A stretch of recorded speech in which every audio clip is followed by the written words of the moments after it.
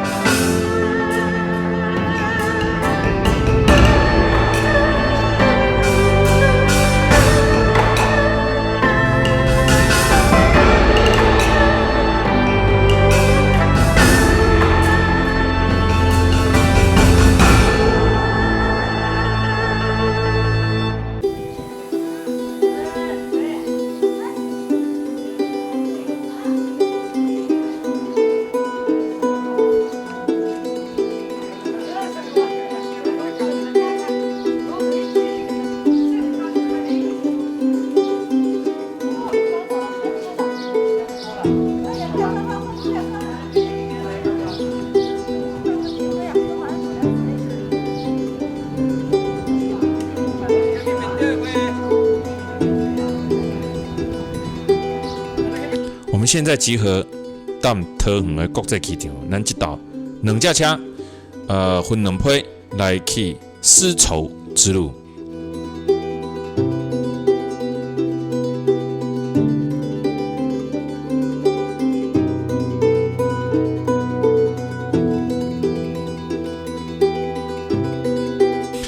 这个马步芳公馆呢，建立这个1942年啊，这个马步芳是青海保存最完整的民国时期的建筑哦。那具有很高的历史文物价值，也有很浓厚的这个地方民族文化的特色啊。那即马咱入来这内底，但是大家一定感觉真奇怪啊。马步芳是啥哈？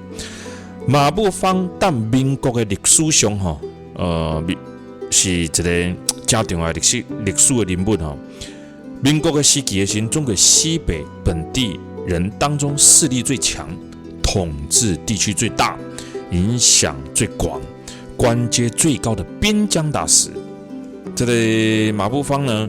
，12岁的时候啊，12岁就任职了甘肃跟辽宁甘肃辽宁附近的这个参谋少校参谋，未受过这个教育哦，没受过学校的教育，看他会晓看一寡文字呢，但是呢，这个人的自尊心非常的强，有好大，有喜功，有臭屁啊。这攻击今天啦哈，极度臭屁的人就是极度自卑心加强的人哦。那这个阶级观念很强，独断独行，严格遵守伊斯兰教的风格哈，按时礼拜哈。但是呢，他重点是什么呢？重点是呢，他为什么这个门呢，这个公馆呢，他把它留了下来啊？因为呢，他这一个公馆呢，具有非常重的历史意义在哦。不管这个人是好人是坏人，他有多么大的批评，这个跟希特勒一样啊。你说你要骂他，把他毁掉吗？不，历史是留给后人见证的哈。你因为讨厌这个人，100年后你把他的馆，你把他的商会拍掉，你把他毁坏掉，一点意义都没有。历史的啥呢？历史的好人加多，历史的歹人嘛加多。难道你说因为秦始皇的残暴就把万里长城拆了吗？这个是很愚蠢的做法哈。历史我们应该把他当时所做过的东西留了来，好收为后人来知道当时发生了多么惨烈的事情，而且呢，让后人能够警惕啊，这才重要。中间呢宣布了一幅地下迷宫，这是一幅临摹法纪真迹，现在藏在南京中山陵。那旁边的对联的是左边的这位贺耀祖，在42年8月份对蒋介石来西宁的时候送给两个范本，上联老臣谋国，西垂故鸿，下联汉赞本为本一家。这位贺耀祖担任过蒋介石的侍从室主任、军统局局长和甘肃省政府主席，他也是第一任军统局的局长，代理的前任。好，接下来咱们参观左厢房，这房贴律了接待蒙古族和藏族宾客，因为蒙古族、藏族都是游牧民族。有席地而坐、喝奶茶等习俗，所以房间里面设置了小矮桌、地毯，墙区部位这一圈全部是玉石贴面。这是一种白色的软玉，它的颜色和青海人吃的那种食物。民国时期，这个马步坊啊，应该这么讲才对啊。在中国的西北的甘肃、辽宁、青海地区呢，存在着数股强大的回军武装力量啊。这个首领呢，都是甘肃合作回族马姓，所以咱家在人改叫做马家军啊。那俗称的西北群马因割据的范围不同，又分为宁夏马、青海马、甘肃马，拢是姓马的地啊。那这个势力呢，还曾扩充到这个新疆去啊。那马家军原本为家族武装势力，他们参与了当时的中国的政坛的纷争呢，先后依附了清朝政府、北洋军阀、冯玉祥、蒋介石加苏维朗，通体这个西北地区呢数十年。那产生了一批显赫一时的马姓军阀，他们以甘河回马，甘河回马是什么呢？甘肃合州回族马姓这4条为用人的标准，核心权力呢采取什么？老爸翘起了呢，因囝的来接位啊。你的大兄那翘起了呢，恁弟弟的来接位的封建传承方式呢，经过几60年的这个发展呢，慢慢的变成什么？左右西北局势的军阀武装啊。如果你研读历史的话，你应该也知道哈，在民国前初期创建民国之前呢，这些军阀们其实是另外一种忧患啊。20世纪的40年代后期呢，群马当中呢，又以几个集团的人最具实力啊，其中之类的叫做马步坊哈。那这个马步坊呢，它的这个历史记载有很多啦哈。那人称它叫做青海的土皇帝啊。那马步坊呢，到后来当然晚年的时候呢，还流亡到了沙烏地阿拉伯啊，因为他是标准的伊斯兰教徒哈，也是非常非常虔诚的哈。那在这一个新疆，包括青海这些地方呢，有非常多的从成吉思汗所遗留下来的回族人民呢，他们变成了当时中国的一个很难控制的一股族群。照片它的珍贵之处呢，就在于蒋介石、张学良、胡宗南他们3人一生当中唯一的一次合影。2年以后，30年12月发生了西洋事变。西洋事变之后，张学良被蒋介石软禁了长达半个世纪。之后呢，张学良再没拍过照，所以说这张照片比较珍贵。当然，这是复印件，真件保留在档案馆。这所以是很现实啊，中国的地啊，这么的大，你看呢，中国那么大，如何把它统治起来，把它统一起来？你说新疆是中国人吗？你说青海也是中国人吗？你注意去看那面都拢生了无讲啊。所以当时中国被统一的时阵，你知道吗？你说以创建民国推翻满清政府好了，你必须面临什么？你必须面临新疆、西藏这些藏胞们、这些回教徒们，跟你完全是。等于是讲老无同款的会，都无同款的人种，你要改规个统一起来，用你的标准去统一，怎么统一？那你当时呢，内忧外患啊，国共两党战争等等呢，所以你说这以前你说要把它统一起来，原本就很难了。你这大的所在，你要统一一个这么大的国家，这么多的省份、民族、民俗、人文都不一样啊。如何统治？光一个小小的台湾，大家就一大堆意见了那你想想看，中国那么大的地方，他怎么做所以以前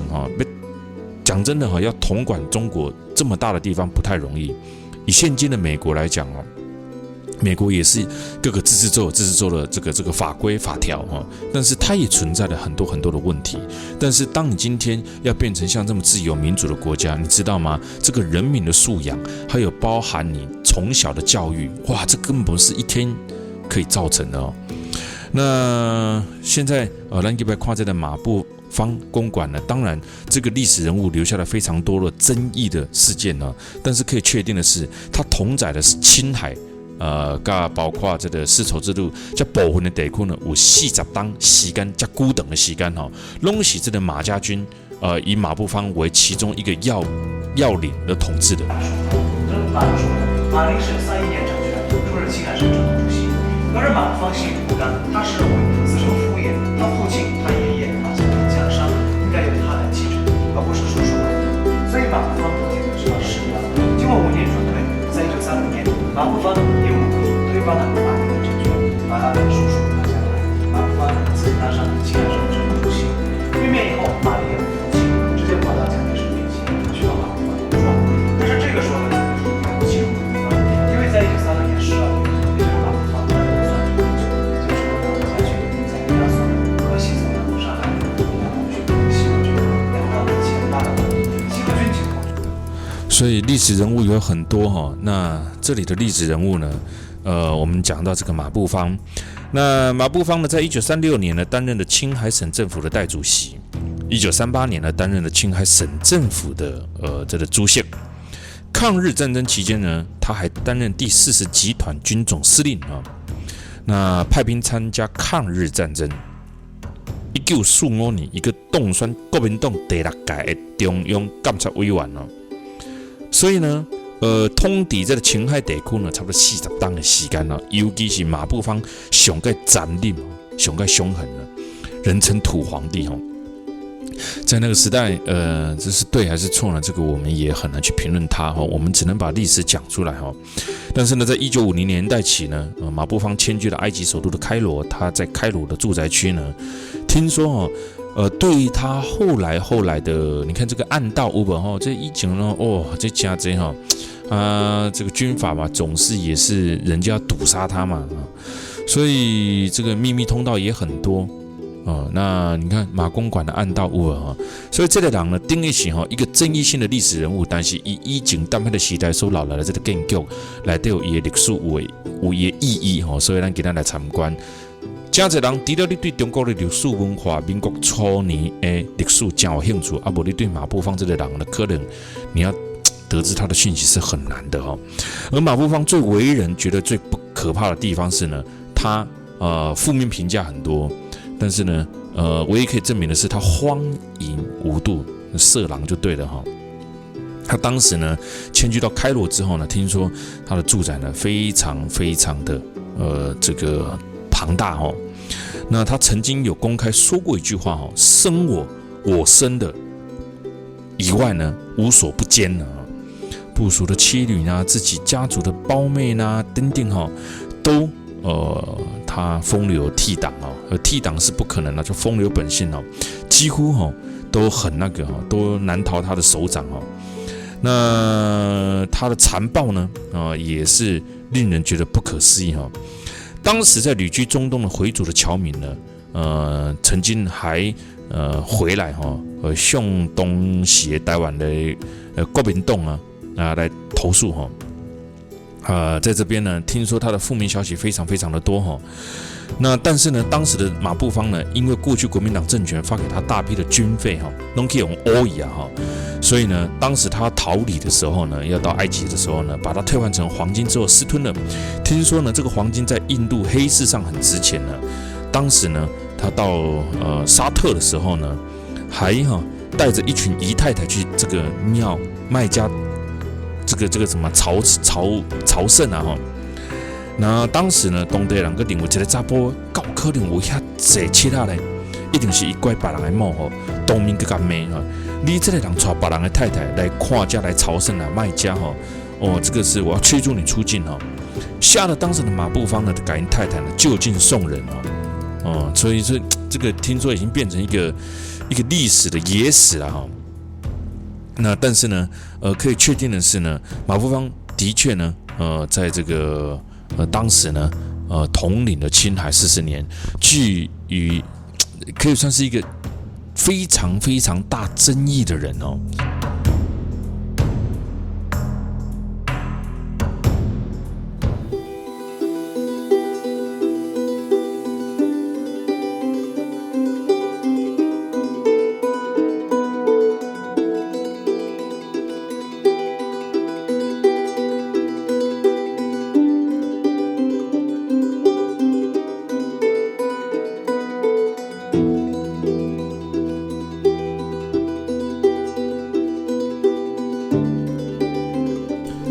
其实这一个马步芳呢，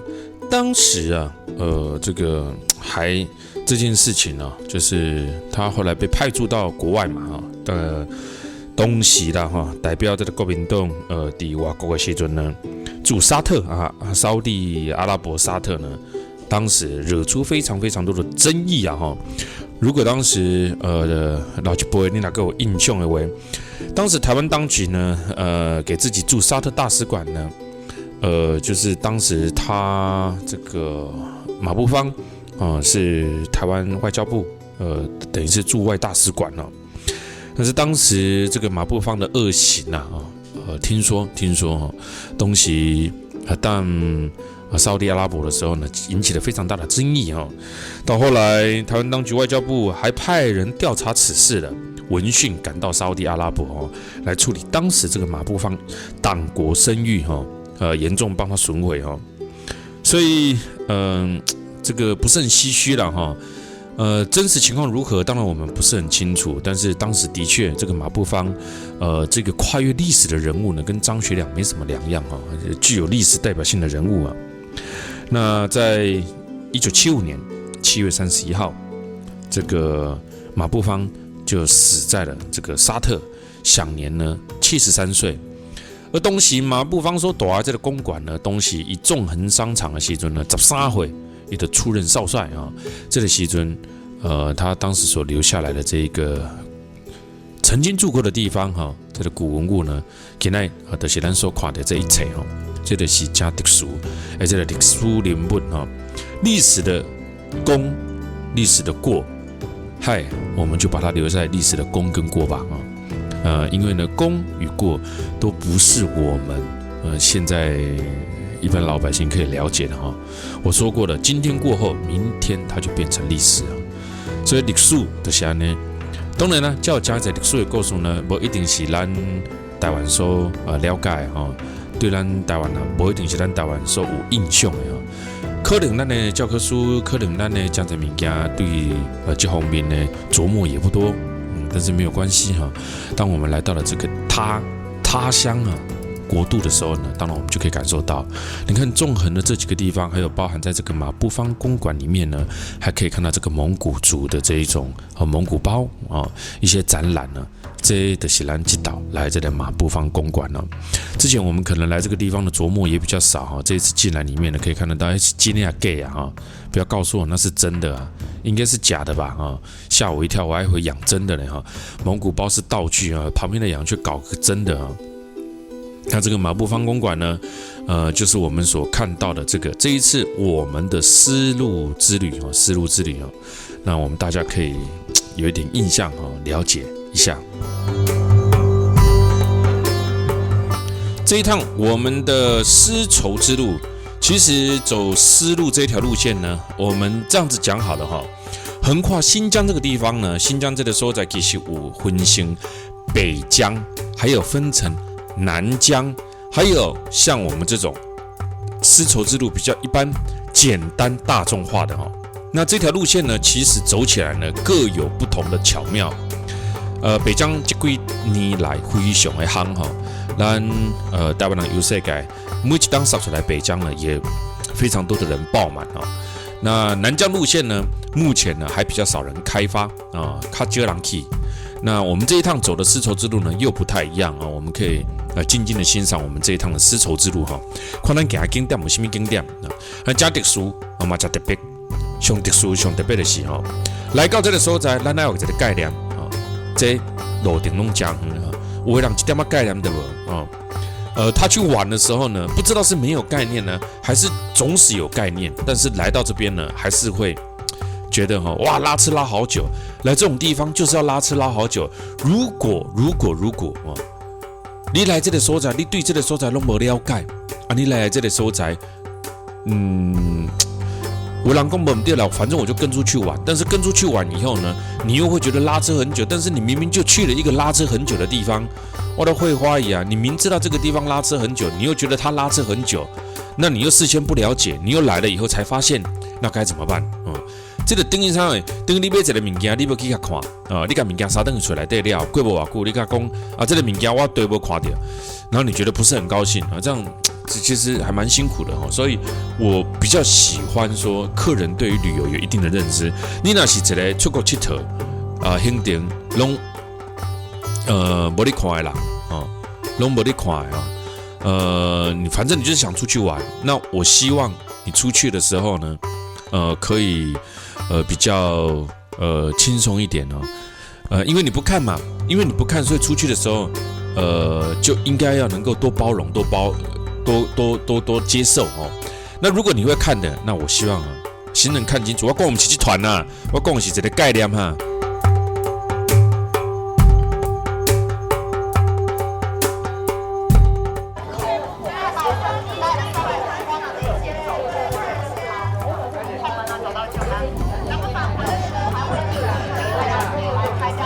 先到里面去参观，到里面参观后，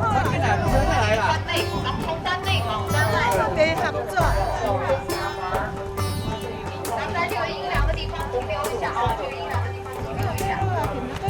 是一个方形的门廊设计，中国传统的门呢都是拱形的、半圆形的。这样的方形门洞设计，顾客是要都在。那随着这个车子慢慢缓缓的开进我们下一个景点。我们下一个景点呢，将前往的这个地方叫做是青海湖这 NO 景色呢，可以说是看到了这个地平线因为它很宽阔，整个草原非常的辽阔，所以整个看起来呢，视野非常非常的好。那我们现在即将进入的青海湖，来到新疆这种边疆地带这种宽阔的地方呢，你会感觉到哇，真的是一望无际那种感觉很棒也很舒服所以呢，来到家呢，大家可以好好欣赏，好好看卖规个什么叫做大漠风光这个宽阔的青海湖。然后我们现在进来，其实我们主要的行程并没有走到青海去，因为青海的海拔其实很高我们并没有真正走到青海这个地方，海拔非常高的地方。我们来到的是另外一个叫做青海湖的地方来，今嘛咱一骑车弄行礼拜青海湖准备进来青海湖看看整个青海湖的景色景观青海湖是中国的第一大内陆湖泊，也是中国最大的一个咸水湖所以这个浩瀚缥缈这个波澜壮阔，是大自然赐予青海高原的一面巨大的这个宝镜青海湖呢，古代称为西海，又称为仙水，或者是叫做仙海那这个藏语呢叫做呢错温坡意思是青色的湖。蒙古话呢改叫做库库诺若就是蓝色的海洋，因为在这种内地地方哪看得到海所以看得到的就是这个青海湖一带呢，早先的属于呢卑河族的这个放牧地那汉代呢也有人称为的改叫做神海你看看今嘛咱来带这游园车，其实游园车不要搞这种火车头你应该搞那个马车，或者是用那种鼓来拖这个感受比较好这个中国有时候最大的差别就是这边它在这个车子的安排上面呢，就是没有整体性不像澳洲它连贯起来比较漂亮你看这个来到这时你看看伊这个啥话火车就变成是这种型的较现代化，其实这较古早式的较水青海湖的面积呢达到4456平方公里环湖周长呢，你知道环这个湖的周长圆周长有多长？360公里，高雄到台北有了比著名的太湖大1倍还要多湖面呢东西长南北窄所以呢这个所在呢平均水的深度呢19米外上大的水深呢有到28米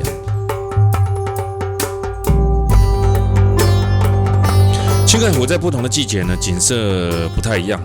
夏秋的季节呢，四周的群山呢很漂亮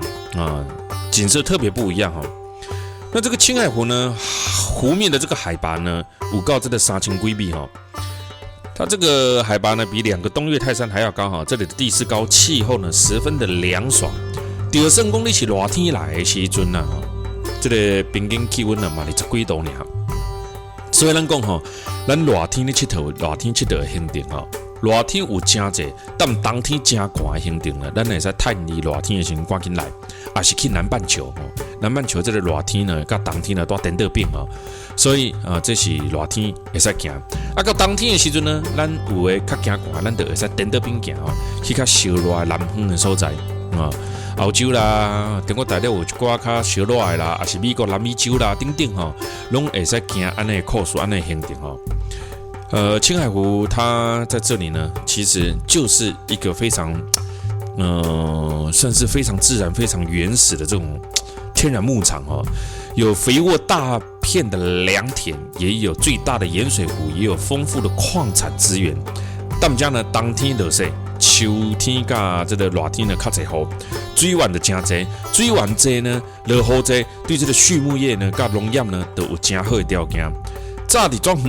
足久以前的古早时阵呢，这马啦、这牛啦、这羊啦，都是这个青海湖、青海湖这个所在的产地啊。它这一带所产的马，在春秋战国时代就非常有名。当时这边的马被称为秦马。古代的《诗经》曾经描写过秦马的雄壮，跟它很会跑。隋唐时代呢，他们家出产的马呢，跟一种叫做乌孙马、血汗马交配改良，发展成独特、具有特色的良马。这种马啊呢，嘛是当时战争的时阵呢，战场上爱骑的马啊。而且呢，它能够习惯征战，所以当时呢，这边的马又被称为战马。可见呢，这个中国的很多的少数地方呢，也是出产了非常多具有特色的地方。而这个地方呢，原生植物、自然风光呢，非常的美丽。所以接下来这一段呢，就让我们来欣赏青海湖美丽壮阔的这个景色哦。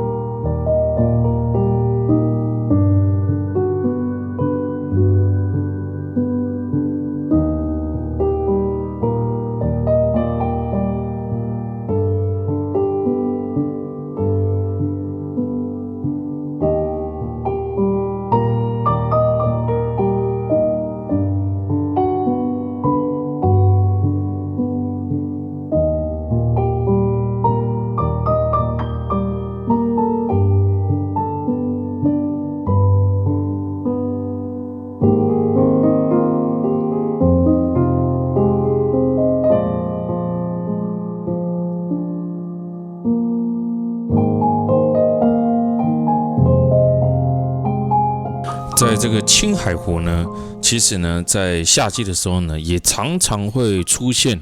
所谓的龙吸水龙吸水这个龙吸水其实就是水龙卷风啦，跟龙卷风非常的相似呢。但是不一样的是呢，陆龙卷风跟水龙卷风都是由底部往上形成的，所以呢都要产生对流而形成。严格来说，它们只是旋风。但是龙卷风是由上向下生成，需要潮湿的地面提供这个水分。但是呢，这个旋风呢则不太需要那也代表了呢，这附近的地形地貌呢非常的特别，非常的奇妙那青海湖当然也留下了非常多的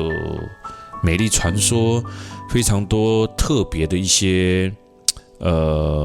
感受不一样的那种民族故事，在这个地方所以你若真介意看中国大陆这个美丽风景的人，真介意看中国大陆这个大山大水的，我觉得新疆不管是南疆，不管是北疆、丝绸之路等等呢，真的这个地方值得你来一趟啊！因为呢，这个地方呢拥有大自然美丽的风光，所以呢，来这边呢会让你有不一样的感受、不一样的体验呢。这里是非常有名的青海湖，我们一样来欣赏这壮阔美丽的情景。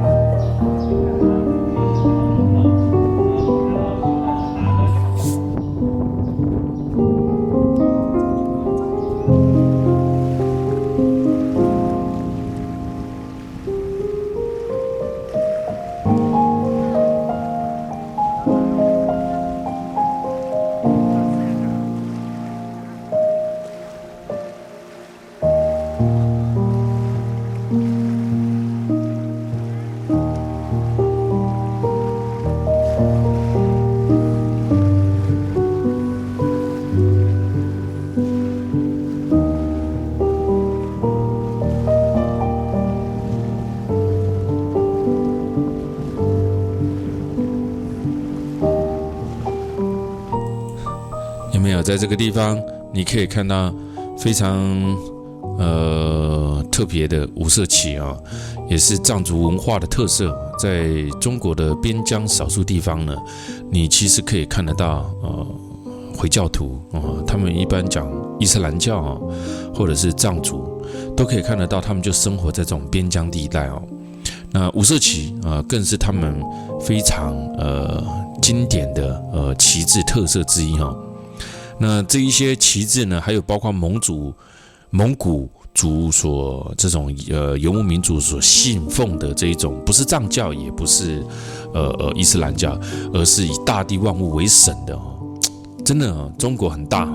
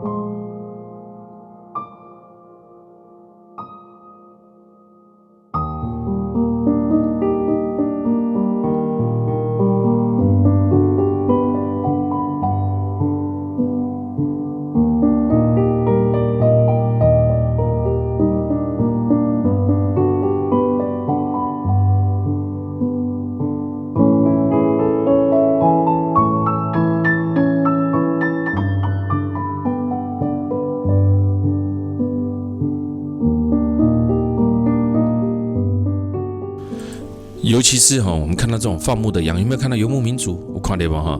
大家啊，观众啊，请你来到像这种较特殊的所在的时阵，嘛要有一个观念这个观念是啥？像这种所在呢，游牧民族真多，伊斯兰教真多，你就莫想要来讲加这个所在，讲要点地吧你来的时阵，你得有这个概念不要认为呢，只要旅游团，人拢会给你传好我是旅游团你摆这个所在一定要有中餐，这是不一定的人家不缺你这个台湾的一个团，我讲的很现实了世界各国都不缺你台湾一个团，也更不缺你一个客人代表的是什么呢？代表的是我常在节目当中所讲的别人来你家到领导规定领导爱安怎啃爱安怎做菜爱安怎煮你也甲讲啥？这是阮家你来阮家这做客你进来我家是做客的所以你要遵守主人的规定要不然我们家不用你来没有关系说起来很直话但这也是事实。